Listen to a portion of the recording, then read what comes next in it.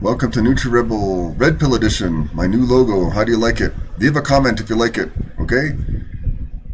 I think I like it. Anyway, today we're going to briefly speak about multi-level marketing combined with spiritual or religious undertones. And there is much of that prevalent and has been like that for decades or hundreds of years. A combination of New Age thinking with religion and natural health. It's bizarre. It's not much rationality there, but that's what I've experienced. Do you see what I found in his room? What? I found this in John's room. Okay, all right. Did you know he was doing this? Let's calm down. Did you know our son is doing this? Let's Who's calm he hanging down. out with? Calm down. We're gonna talk about it with him. It's a torque wrench. She thinks it's a Honey, do you know crack what pipe. this is? It's our baby. Do you know what that is? Yes. It's a wrench, honey. You put a wrench in a bag. You wrote evidence on it. What a joker. Oh man, that's why a major reason why I stay single, All right, can you put that in the garage, please? especially these MLM days. Companies, they're not So anyway, she's talking about MLM companies, multi-level marketing. it's not just a sales job. There is more manipulation that goes behind it. The person who was in charge of our entire team, this person was almost idolized by my team. That was Yeah. another red flag. It seemed very culty. If people quit an MLM, they're often shunned Yep. and virtually excommunicated, much like destructive cults. I've experienced that, and there was religious practices in my family as well. It's just, where's the rationality? You just see it's just over emotionality. After I had left the MLM company, I was almost in a sense shunned. You were seen as a number to these people. Yep. As soon as you left, that friendship, that community, that sisterhood, it no longer existed. Yep. Well, And there in Dr. Phil, they're briefly talking about that. Yeah. joining us is Monica, and she claims she unwittingly joined not one, but two business endeavors where she was promised a lot of things. What's common in these multi-level marketing schemes for health is that there's virtually no individualized testing recommended. They basically just say, you have these symptoms here, take this magic powder and you'll magically feel better. Meanwhile, you just drop like $200 for a month's supply. One was a sisterhood and also being a, quote, girl boss. She claims these companies quickly began to indoctrinate her and really took over her life. Thanks so much for being here. Thank you for having me, Dr. Phil. These companies were multi-level marketing, right? Yes. What was the pitch? So for the first MLM company, it was time and financial freedom because I do have student loan debt, like many people do. Yep. And once she was done with her presentation, she started to pitch the opportunity to me. That's their favorite word to use.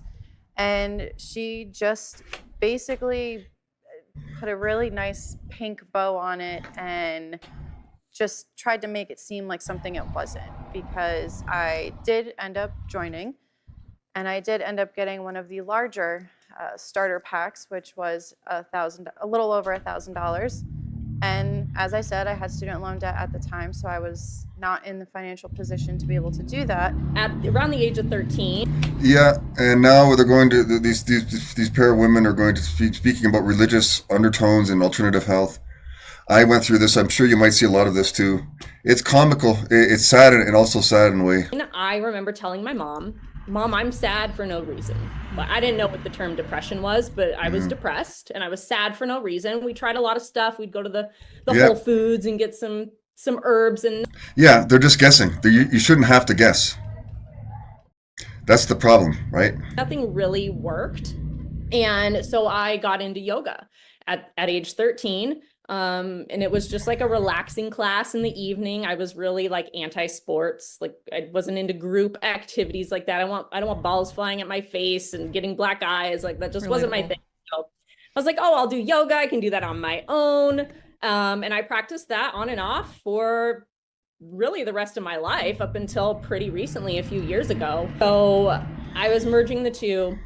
And we even had a church pastor as a member, a long-term member of our church, whose child was transitioning from a boy to a girl. Mm-hmm. And together we were reading books like The Yoga of Jesus, and like the church was merging all of this together and asking me to come teach yoga at one of the largest churches in northern San Diego.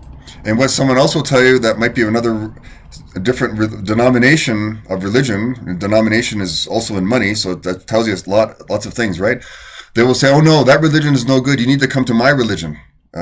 More problems. Where's the solution? Which I will not name, but they're trying to merge all of this stuff. And so I literally just had like this come to Jesus moment. I ended up selling the yoga studio and saying, I need a break. I've been teaching for a decade.